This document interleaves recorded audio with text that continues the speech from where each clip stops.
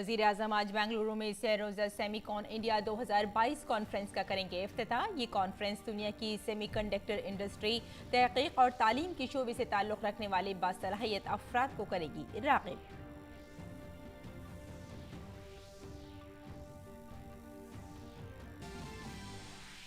वज़ीर आज़म आज global Patidar business summit का करेंगे इफ्तिताह। ग्लोबल पाटीदार बिजनेस समिट 2022 का मौजू है आत्मनिर्भर बरादरी से आत्मनिर्भर गुजरात और भारत।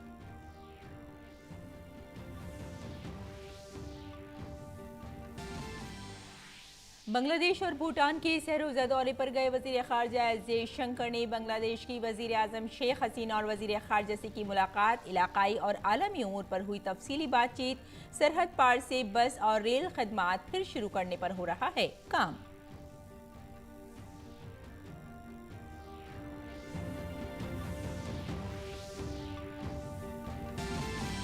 श्रीलंका में सियासी तातुल खत्म करने की कोशिश जारी। सदर गोटाबाया ने एक कुल जमाती हुकूमत की मुमकिना तश्कील पर तबादला ख्याल के लिए सियासी जमातों की मीटिंग की तलब।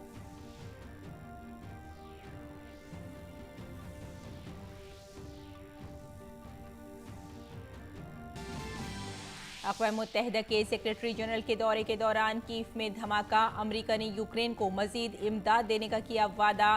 बुल्गारियाई मुजाहिरीन ने हुकूमत से की मुल्क को फौजी इमदाद फराहम करने की अपील।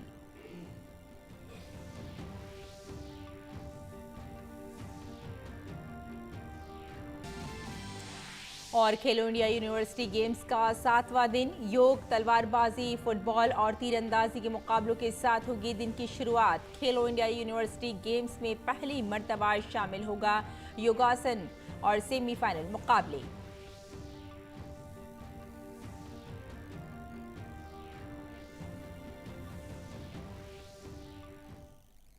आदाब नाज़रीन, खबरनामे में आपका इस्तकबाल है। मैं हूं आपके साथ रेशमा फारूकी। आइए तफसील से अब खबरों पर नजर डाल लेते हैं। वज़ीर आज़म नरेंद्र मोदी आज सेमीकॉन इंडिया समिट 2022 का इफ्तिताह करेंगे। ये 3 रोज़ा कॉन्फ्रेंस बेंगलुरु में मुनक़्क़िद की जा रही है। इस कॉन्फ्रेंस का मकसद भारत को एक आलमी सेमी कंडक्टर मरकज़ बनाने और चिप डिज़ाइन और मैन्युफैक्चरिंग के लिए एक साजगार माहौल बनाने के अज़ाइम को पूरा करने के लिए एक लॉन्च पैड के तौर पर पेश किया गया है। इस खास कॉन्फ्रेंस का इनेकाद भारत सेमीकंडक्टर मिशन को पूरा करने और पूरी दुनिया को भारत की इख्तरा से वाकिफ कराने की तरफ पहला कदम है। ये कॉन्फ्रेंस मौजूदा सलाहियतों, टेक्नोलॉजी के रुझानात, तहकीकात में सरमायाकारी, भारत में मौजूदा और मुस्तकबिल के बाजार के मौक़े और इससे आलमी सतह पर पैदा होने वाले बेपनाह इम्कानात और असरात को जाहिर करने में मदद मिलेगी। इस कॉन्फ्रेंस में इंडस्ट्री फेडरेशंस, तहकीकाती इदारे और एकेडमिक इदारों के नामवर माहिरीन शिरकत करेंगे।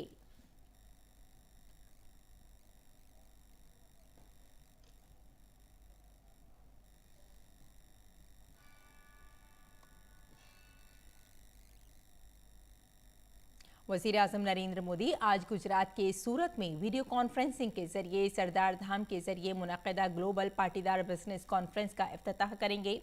सरदार धाम पाटीदार बिरादरी की समाजी और इक़्तिसादी तरक्की को रफ्तार देने के मकसद से मिशन 2026 के तहत इस कॉन्फ्रेंस का इनेकाद किया जा रहा है। ये सरबराही इजलास हर 2 साल के बाद मुनक़्क़िद किया जाता है। पहली दूसरी सरबराही कॉन्फ्रेंस 2018 और 2020 में गांधीनगर में हुई थी। मौजूदा सरबराही कॉन्फ्रेंस सूरत में हो रही है। कॉन्फ्रेंस का मरकजी मौजू खुद इन्हिसार कम्युनिटी से आत्मनिर्भर गुजरात और भारत है। कॉन्फ्रेंस का मकसद कम्युनिटी में छोटे, दरमियाने और बड़े कारोबारी इदारों को जमा करना है। तालीम याफ्ता नौजवानों को तरबियत और रोजगार से मुताल्लिक़ ताउन भी फराहम करना है इस कॉन्फ्रेंस का मकसद।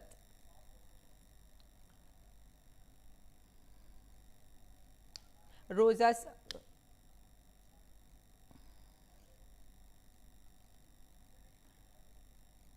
और वजीर खारजा एस जयशंकर बांग्लादेश और भूटान के सहरोजा दौरे के पहले मरहले में ढाका में हैं।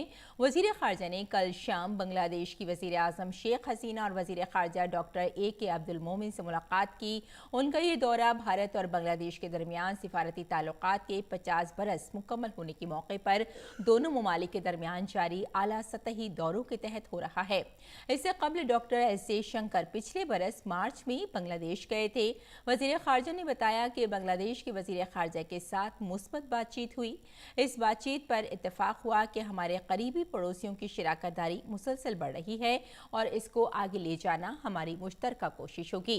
मुश्तरका मुशावरती कमीशन के लिए उनकी मेजबानी के मुंतज़िर हैं। Call on the Prime Minister, Sheikh Hasina. I have conveyed to her the personal greetings and good wishes of Prime Minister Modi, and also conveyed that we look forward to her visit to India at a time of her convenience. We discussed a number of issues, reviewed bilateral ties as well as regional and global issues. और बांग्लादेश के दौरे के बाद वजीर खारजा भूटान जाएंगे, जहां वो भूटान के शाहजगमी खेसर नमग्याल वांगचुक, वजीर आजम लियोन चेन, डॉक्टर लोटे शेयरिंग और वजीर खारजा स्लोन्यू डॉक्टर टाडीडोर जी से मुलाकात करेंगे। भूटान भारत के साथ ताल्लुकात को कितनी अहमियत देता है, ये इससे जाहिर होता है कि वजीर खारजा एस जयशंकर मार्च 2020 के बाद भूटान पहुंचने वाले पहले आला सतही मेहमान हैं। भारत और भूटान के दो तरफा ताल्लुकात बाहमी एतमाद, हम आहंगी और इफ़ाम तफ़हीम के साथ वक्त की कसौटी पर खरे उतरते हैं। वज़ीर ख़ारजा इस दौरे के दौरान दोनों फरीक बाहमी दिलचस्पी के मुख्तलिफ उमूर पर तबादला ख्याल करेंगे। और वज़ीर तालीम धर्मेंद्र प्रधान आज कौमी निसाब तालीम के फ्रेमवर्क का दस्तावेज जारी करेंगे। कौमी तालीमी पॉलिसी 2020 में कौमी निसाब के फ्रेमवर्क की तरक्की की सिफारिश की गई थी। नई तालीमी पॉलिसी में 4 बड़े शोबों में कौमी निसाब तैयार करने की बात कही गई है। इन शोबों में स्कूली तालीम, बच्चों की देखभाल, असातिज़ा की तालीम और बालिगों की तालीम शामिल है। दस्तावेज में कौमी निसाब के फ्रेमवर्क की तरक्की का अमल, इसके मुमकिन ढांचे और मकासद की तफसीलात दी गई हैं। कौमी निसाब का फ्रेमवर्क एक बाहमी ताउन और मुशावरती अमल के जरिए तैयार किया जा रहा है, जिसका आगाज जिले से रियासती सतह तक और फिर कौमी सतह तक होता है। और वज़ीर-ए-आज़म नरेंद्र मोदी ने अपने मन की बात प्रोग्राम में इस मरतबा डिजिटल अदायगी की मुतादिद मिसालें पेश की। वज़ीर-ए-आज़म ने नौजवानों को पूरा एक दिन बगैर कैश के गुजारने का तजुर्बा करने को कहा। नौजवानों को कितना पसंद आ रहा है डिजिटल अदायगी और डिजिटल अदायगी से मुतालिक क्या सोचते हैं स्ट्रीट वेंडर्स, इस पर दिल्ली में जायजा लिया हमारे नुमाइंदे कृष्ण निशाना ने। क्या आप सोच सकते हैं कि कोई अपने घर से ये संकल्प लेकर निकले कि वो आज दिन भर पूरा शहर घूमेगा और एक भी पैसे का लेन देन कैश में नहीं करेगा, नकद में नहीं करेगा। है ना ये दिलचस्प संकल्प। दिल्ली की 2 बेटियां सागरिका और प्रेक्षा ने ऐसे ही कैशलेस डे आउट का एक्सपेरिमेंट किया। सागरिका और प्रेक्षा दिल्ली में जहां भी गई उन्हें डिजिटल पेमेंट की सुविधा उपलब्ध हो गई। यूपीआई क्यूआर कोड की वजह से उन्हें कैश निकालने की जरूरत ही नहीं पड़ी। यहां तक कि स्ट्रीट फूड और रेहड़ी पटरी की दुकानों पर भी ज्यादातर जगह उन्हें ऑनलाइन ट्रांजैक्शन की सुविधा मिली। साथियों, कोई सोच सकता है कि दिल्ली है, मेट्रो सिटी है, वहां ये सब होना आसान है। लेकिन अब ऐसा नहीं है कि यूपीआई का ये प्रसार केवल दिल्ली जैसे बड़े शहरों तक ही सीमित है। एक मैसेज मुझे गाजियाबाद से आनंदिता त्रिपाठी का भी मिला है। आनंदिता पिछले सप्ताह अपने पति के साथ नॉर्थ ईस्ट घूमने गई थी। उन्होंने असम से लेकर मेघालय और अरुणाचल प्रदेश के तवांग तक की अपनी यात्रा का अनुभव मुझे बताया। आपको भी ये जानकर सुखद हैरानी होगी कि कई दिन की इस यात्रा में दूर दराज इलाकों में भी उन्हें कैश निकालने की जरूरत ही नहीं पड़ी। जिन जगहों पर कुछ साल पहले तक इंटरनेट की अच्छी सुविधा भी नहीं थी, वहां भी अब यूपीआई से पेमेंट की सुविधा मौजूद है। सागरिका, प्रेक्षा और आनंदिता के अनुभवों को देखते हुए मैं आपसे भी आग्रह करूंगा कि कैशलेस डे आउट का एक्सपेरिमेंट करके देखें। जरूर करें। वज़ीर-ए-आज़म नरेंद्र मोदी ने अपने मन की बात प्रोग्राम में डिजिटल अदायगी के बारे में बात की। नौजवान डिजिटल अदायगी के इस वसीले को किस तरह से देखते हैं, हमने इन्हीं से मालूम किया। ज़्यादातर कैशलेस ही यूज़ करना चाहिए, पैसे खोने का डर नहीं होता, काफ़ी एडवांटेज है। और आपको हर स्टॉल पे दिख जाएंगे पेटीएम स्कैनर वगैरह, तो फ़ोन हर सबके पास फ़ोन भी है और ज़्यादातर सब डिजिटली प्रमोट हो रहा है। मैं ज़्यादातर कैशलेस ही बिताता हूँ। आप जैसे पीएम जी ने मन की बात में अपने में कहा कि कैशलेस बिता के देखिए, क्या आपको क्या महसूस होता है, क्या फ़ायदे मिलते हैं। तो मेरा मानना है हाँ, हमें कैशलेस ही बिताना चाहिए ज़्यादातर। मैं डिजिटल पेमेंट को एक थोड़ा इजी, सावधान और इजी माध्यम समझता हूँ पेमेंट करने का, क्योंकि अब मैं जैसे जाता हूँ, मैं कॉलेज स्टूडेंट हूँ, तो मेरे पास जो छोटे मोटे अमाउंट्स होते हैं उससे मैं कैश पेमेंट कर सकता हूँ, बट जो बड़े बड़े पेमेंट्स होते हैं वो मुझे ऑनलाइन करने को ज़्यादा ईजी पड़ता है। तो मैं डिजिटल सावधान का ज़्यादा माध्यम से यूज़ करना चाहता हूँ। ऑनलाइन लेन देन की सहूलत अब ज़्यादातर जगहों पर है। ये स्ट्रीट वेंडर्स डिजिटल अदायगी को भी बहुत आसान और ज़्यादा महफूज समझते हैं। फ्रूट चाट बेचते हैं और पेटीएम में चलता है तो पेटीएम से पैसा पे करते हैं, फ़ोन पे से, भारत पे से, ये सब पेमेंट करते हैं। इससे थोड़ा बेनिफिट होता है, फ़ायदा होता है थोड़ा बहुत। बढ़िया हिसाब किताब है इसका, पेमेंट हाथ के हाथ और सीधे खाते में पैसे पहुंच जाते हैं। वज़ीर-ए-आज़म ने कहा कि इस वक्त इन छोटी ऑनलाइन अदायगियों समेत हमारे मुल्क में हर रोज़ तकरीबन 20,000 करोड़ रुपए के लेन देन हो रहे हैं। गुज़िश्ता मार्च के महीने में यूपीआई लेन देन तकरीबन 10 लाख करोड़ रुपए तक पहुंच गया, जिसकी वजह से मुल्क में सहूलत भी बढ़ रही है और ईमानदारी का माहौल भी बन रहा है। गिरीश निशाना की रिपोर्ट, डीडी न्यूज़ उर्दू खबरें। और श्रीलंका में माशी बहरान के साथ साथ सियासी हलचल भी जारी है। श्रीलंका के सदर गोटाबाया राजपक्षे आज कोलंबो में कुल जमाती हुकूमत के क़याम पर बातचीत करेंगे। सदर गोटाबाया पक्षे ने मुल्क में तवील अरसे से जारी सियासी तातुल को ख़त्म करने के लिए हुक्मरान इत्तेहाद की 11 सियासी जमातों को मीटिंग में मदऊ किया है। इससे कबल श्रीलंका की इलेक्शन कमीशन ने तमाम सियासी जमातों पर जोर दिया था कि वो एक मुश्तरका बॉडी बनाने के लिए मुत्तहिद हों।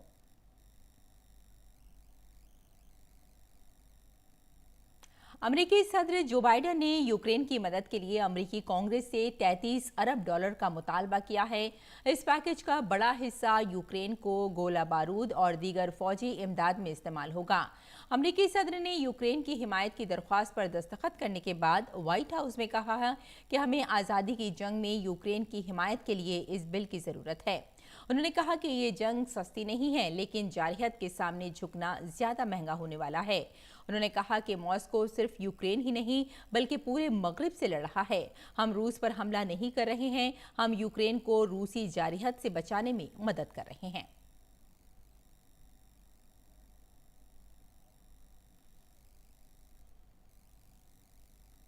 यूक्रेन में अक़वाम मुत्तहिदा के सेक्रेटरी जनरल एंटोनियो गुटेरेस के दौरे के दौरान रूस ने जुमेरात को कीव में मिसाइल दागी हमले में 3 मुकामी बाशिंदे जख्मी हुए हैं और एक रिहायशी मकान को काफ़ी नुकसान पहुंचा है। यूक्रेन के अफसरों ने कहा कि धमाके के बाद इलाके के लोगों को हर मुमकिन मदद फराहम कराई जा रही है।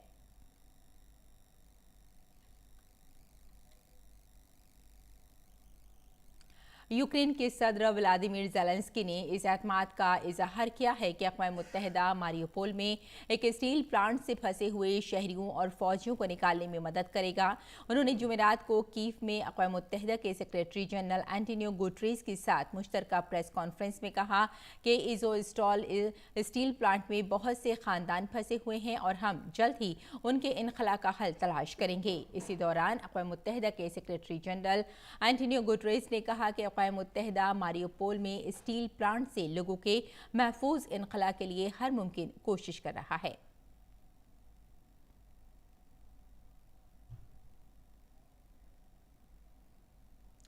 रूस के वजीर दिफा ने कहा कि उसकी फौज ने यूक्रेन में मिसाइलों से हमला करके ईंधन डिपो को तबाह कर दिया है। वजारत के मुताबिक रूसी फौज ने कल 76 यूक्रेनी फौजी ठिकानों को निशाना बनाया।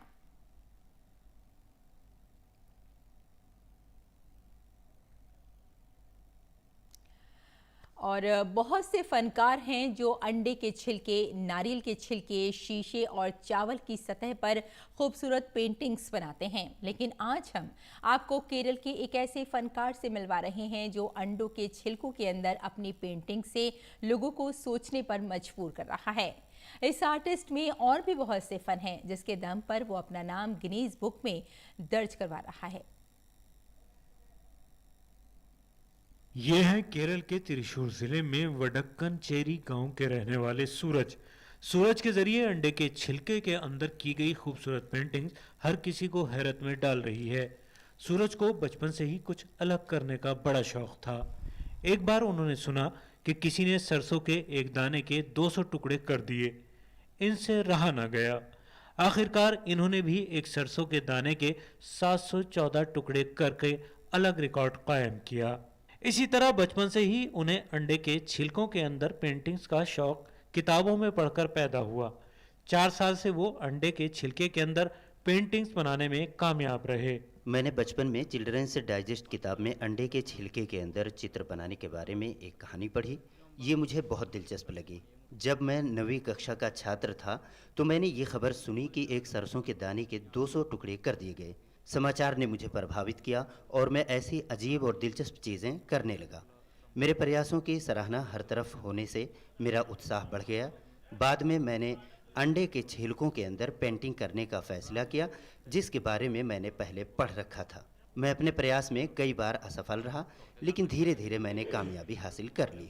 सूरज अंडे के छिलकों के अंदर Parshuram, C Achutha Menon, Yesudas, Jawaharlal Nehru, Charlie Chaplin, Che Guevara, Lenin, statue of liberty और इन्फेंट जीसस समेत दुनिया की कई मारूफ हस्तियों की 75 से ज़्यादा पेंटिंग्स बना चुके हैं।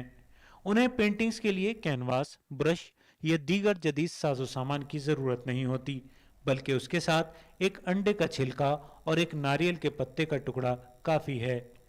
वो स्टील की तीली से अंडे में 2.5 मिलीमीटर का सुराख करके उससे सयाल मादा निकाल देते हैं और फिर नारियल के पत्ते के नोकीले स्टैंड की मदद से अजीबोगरीब पेंटिंग बनाते हैं। मेरी दुआ है कि मेरा बेटा इस क्षेत्र में बड़ा नाम करे। उसके बचपन से ही मेरी यही कामना रही है। വളരെ ഉയരങ്ങളിലെത്താൻ വേണ്ടിയിട്ട് मैं हमेशा भगवान से प्रार्थना करता हूँ कि वो उन्हें प्रसिद्धि के शिखर पर ले जाए और मैं अपने गांव वडक्कन चेरी में ऐसे कलाकारों को पाकर खुश हूँ। കിട്ടിയതിൽ വളരെയധികം സന്തോഷം। सूरज के इस काम की तारीफ भी हो रही है। यूनिवर्सल रिकॉर्ड फोरम का certificate, Arabian book of world record समेत कई अवार्ड भी उन्हें मिल चुके हैं। अब आगे इनकी ख्वाहिश है कि 40,000 मुरब्बा मीटर के एक बड़े कैनवास पर पेंटिंग करें और Guinness book of world record में अपना नाम दर्ज कराएं। केरल के त्रिशूर से एस आजेश मोहन की रिपोर्ट, डीडी न्यूज़ उर्दू खबरें। और आइए अब नजर डाल लेते हैं दिल्ली से शाये कुछ उर्दू अखबारात पर।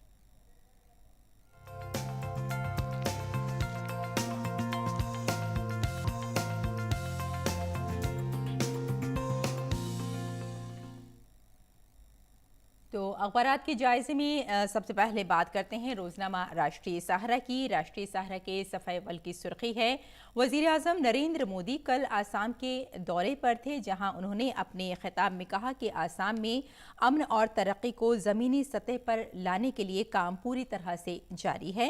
और आपको यहाँ ये भी बता दें कि उन्होंने ये भी कहा कि जहाँ कभी गोलियों की आवाज़ें आया करती थी, वहाँ अब तालियों की गड़गड़ाहट की आवाज़ें ज़्यादा अच्छी लगती हैं और ज़्यादा सुनाई देती हैं। और इसका नतीजा यही है कि अमन का काम और तरक्की की जो ज़मीनी सतह है उस पर बहुत तेज़ी से काम किया जा रहा है। अब नज़र डाल लेते हैं नाजरीन अगली खबर पर, और ये खबर भी हमने रोजनामा राष्ट्रीय सहारा से ही ली है। यह है वज़ीर दिफा राजनाथ सिंह ने कहा है कि दुनिया की मौजूदा सूरत हाल और रूस यूक्रेन जंग ने इस बात को साबित किया है कि दिफाई शोबे में जो खुद किफ़ालत है वो बेहद ज़रूरी है और बहरिया को इसमें अपना एक अलग रोल अदा करना भी चाहिए। और अब नज़र डाल लेते हैं रोजनामा इनकलाब पर। इनकलाब के सफ़े अव्वल की सुर्खी है कि यूक्रेन में मुदाखलत की तो फिर पूरा जवाब दिया जाएगा। आपको बता दें कि रूसी सदर पुतिन का बयान है कि यूक्रेन के मामलात में मुदाखलत किसी को भी नहीं करनी है। उन्होंने कहा है कि बैरूनी मुदाखलत पर खबरदार किया है और कहा है कि अमरीका यूक्रेन में हथियार फराहम करने की कोशिश कर रहा है, लिहाजा उसे बंद कर देना चाहिए, क्योंकि मगरिब की जानिब से यूक्रेन में हथियारों की बड़ी तरसील तनाज़े को हवा देने के लिए काफ़ी होती है। और साथ ही हम यहाँ आपको ये भी बता दें कि गुटरेस ने यूक्रेन की जंगज़दा शहरों का दौरा भी किया है। जी हाँ, अक़वाम मुत्तहिदा के सरबराह हैं एंटोनियो गुटरेस, जिन्होंने वहाँ दौरा करके जो जंगज़दा इलाके हैं उनका उन्होंने दौरा किया है। और अब नज़र डाल लेते हैं अगली खबर पर। आपको बता दें कि अक़वाम मुत्तहिदा में वीटो का जवाज़ फराहम करने के हक़ में करारदाद मंजूर की गई है। जी हाँ, अक़वाम मुत्तहिदा के जनरल असम्बली ने सलामती कौंसिल में वीटो का हक़ इस्तेमाल करने का जवाज़ फराहम करने के हक़ में करारदाद को मंजूरी दे दी है।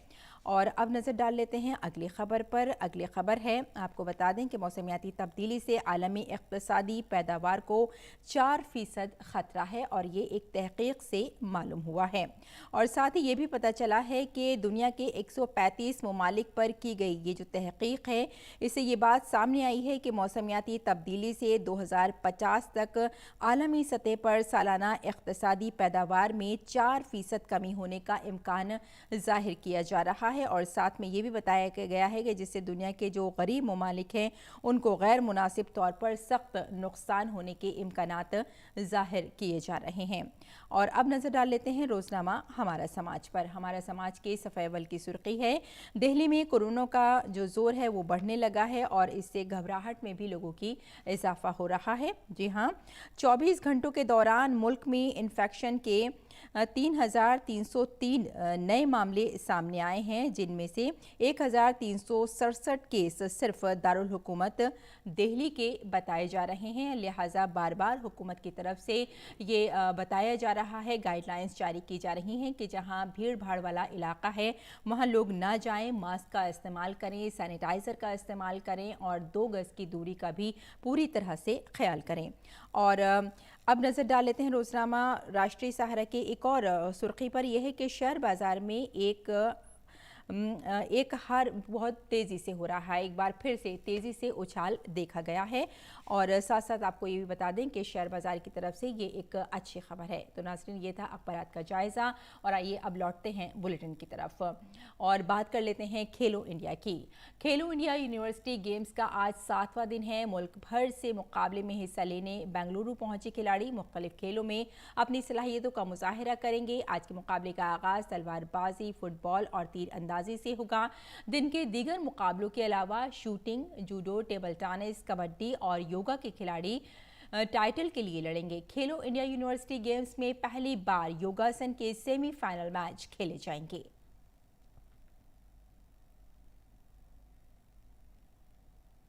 खेलो इंडिया यूनिवर्सिटी गेम्स 2021 में मुल्क भर के खिलाड़ियों के दरमियान मुकाबला जारी है। बेंगलुरु में जारी मुकाबलों के छठे दिन खिलाड़ियों ने मुख्तलिफ खेलों में अपनी सलाहियतों का मुजाहिरा किया। जुमेरात के दिन तैराकी का आखिरी मुकाबला हुआ, जिसमें जैन यूनिवर्सिटी ने शानदार कारकर्दगी का मुजाहिरा करते हुए तैराकी में 14 गोल्ड मेडल जीते हैं। अब तक हुए मुकाबलों में जैन यूनिवर्सिटी का दबदबा बरकरार रहा।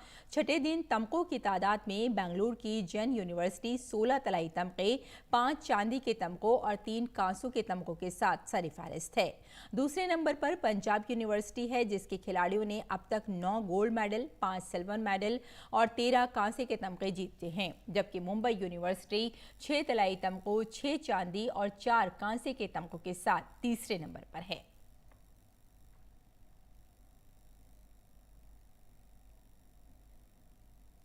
वेट लिफ्टिंग में सावित्री बाई फूले यूनिवर्सिटी की टीम भी शानदार मुजाहिरा करने में कामयाब रही। मुख्तलिफ जुमरों में यूनिवर्सिटी के वेट लिफ्टरों ने तमगे जीते, जिनसे बात की हमारे नुमाइंदे मुकेश शुक्ला ने।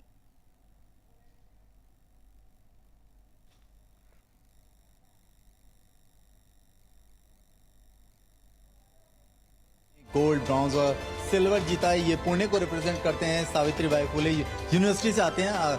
कितना एंजॉय किया इस पोडियम को गोल्ड मेडल जीतने में, कितना आपका पेन रहा और कितना स्ट्रगल? एंजॉय तो बहुत किया इस पोडियम को। गोल्ड मेडल जीतने के लिए स्ट्रगल तो बहुत रहा। सुबह शाम को ट्रेनिंग करना पड़ता है, इंजरीज वगैरह से भी दूर रहना पड़ता है। इंजरीज, हमारा गेम ऐसा है कि इसमें इंजरीज बहुत होती है, इसलिए इंजरीज वगैरह भी बहुत हुई थी बीच में। रिस्ट की इंजरी थी, नीस की इंजरी थी, फिर भी उस पेन में एक था कि आज मेडल जीतना ही है कुछ भी हो, क्योंकि इसके पहले मैं सीनियर नेशनल में वॉश आउट हुआ था, तो सबको कर कर दिखाना था कि एक मेडल जीतना था। इस इवेंट में खेला आपने, सिल्वर जीता। काफी सारे इंटरनेशनल पैरामीटर फॉलो किए जा रहे हैं, डोप टेस्ट होता है, सारी चीज होती हैं, तो लगता है कि अब अगर आगे जाएंगे इंटरनेशनल में खेलने के लिए तो टेंशन नहीं रहेगा, सब पता है। हम सभी नेचुरली करते हैं। पिछले साल हमको इस खेलो इंडिया में गोल्ड था मेरे को, इस साल सिल्वर मिला। थोड़ा दुख हो रहा है कि पिछले साल गोल्ड था, इस साल नहीं मिला पाया, लेकिन अगले साल जरूर लेके आऊंगा गोल्ड। आपने ब्रॉन्ज जीता और कितना खुशी हो रहा है ब्रॉन्ज जीतने को, और साथ ही साथ क्या कहेंगे खेलो इंडिया के बारे में? यहाँ पर कंपटीशन टफ है, आपके साथ गोल्ड जीतने वाला सिल्वर, आपने ब्रॉन्ज। मेरा गोल्ड सिर्फ 2 kg से गया, सिल्वर और मैंने तो सेम टोटल की, पर उसने पहले वेट उठाया इसलिए उसको सिल्वर दिया, मेरे को ब्रॉन्ज दिया। मतलब गोल्ड लग सकता था थोड़ा, अगले साल अच्छी तैयारी करके आएंगे। पिछली बार भी गुवाहाटी में मेरे को ब्रॉन्ज था, 2020 में हुआ था, इस बार भी ब्रॉन्ज है, तो थोड़ा दुख भी हो रहा है। मतलब नजदीक आ गया इतना, अगले साल हो रहा है। मेडल तो मिला है, अब और हार्ड करेंगे। गोल्ड तो गोल्ड होता है, अगले साल अच्छी तैयारी करके आएंगे और अच्छे खेलेंगे। क्या सोचते हैं आगे कहाँ जाना है खेलने? अच्छा, मतलब और सभी सोचते हैं कि ओलंपिक, हमारा भी सपना है कि ओलंपिक में मेडल लाएंगे, अच्छे करेंगे, पेशेंस रखेंगे, अच्छे करेंगे। बिल्कुल पेशेंस करेंगे, अच्छा करेंगे, इन सभी का ही सपना है। और इस सपने को साकार करने के लिए खेलो इंडिया मंच को इन्होंने पूरा इस्तेमाल किया। गोल्ड, सिल्वर और ब्रॉन्ज के साथ अब ये वापस लौट रहे हैं। स्मृति रंजन के साथ मैं मुकेश शुक्ला, डीडी न्यूज बैंगलोर। और आईपीएल की बात की जाए तो आईपीएल 2022 में आज पंजाब किंग्स का सामना लखनऊ सुपर जायंट्स के साथ होगा। दोनों ही टीमों के लिए ये मुकाबला काफ़ी अहम है। आईपीएल में पहली बार डेब्यू करने वाली लखनऊ सुपर जायंट्स ने अब तक 8 मुकाबले खेले हैं, जिसमें उसे 5 में जीत मिली है। वहीं 8 मुकाबले खेल चुकी पंजाब किंग्स के खाते में 4 जीत और 4 हार हैं। दोनों ही टीमों की कोशिश होगी इस मैच में जीत दर्ज करके अपनी पोजीशन मजबूत करने की। आईपीएल 2022 में कल खेले गए दिलचस्प मुकाबले में दिल्ली कैपिटल्स ने कोलकाता नाइट राइडर्स को 4 विकेटों से हरा दिया है। टॉस हारकर पहले बल्लेबाजी करने उतरी कोलकाता की टीम ने 9 विकेट के नुकसान पर 140 रन बनाए। कोलकाता के जरिए दिए गए हदफ का ताक़ुब करने उतरी दिल्ली कैपिटल ने 19 ओवर में 6 विकेट के नुकसान पर 150 रन बनाकर जीत हासिल करने में कामयाब रही। दिल्ली की तरफ से डेविड वार्नर ने 42 रनों की इनिंग्स खेली। अक्षर पटेल ने 24, ललित यादव ने 22 और राउमेन पावेल ने 33 रन बनाकर टीम को जीत दिलाई। और अब मौसम का मिजाज जानते हैं।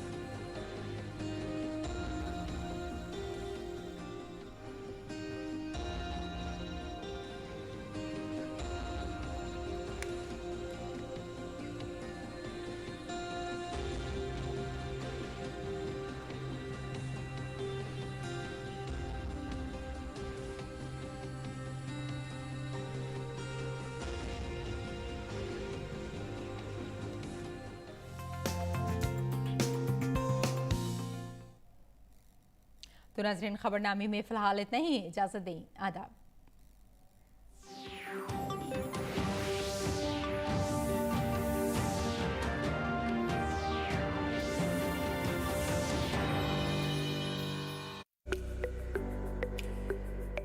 मुख्तलिफ बीमारियों के बारे में आपके हर सवाल का जवाब देंगे हमारे माहिर डॉक्टर। बताएंगे आपको सेहतमंद जिंदगी का राज, ताकि आप बदल सकें अपने जीने का अंदाज।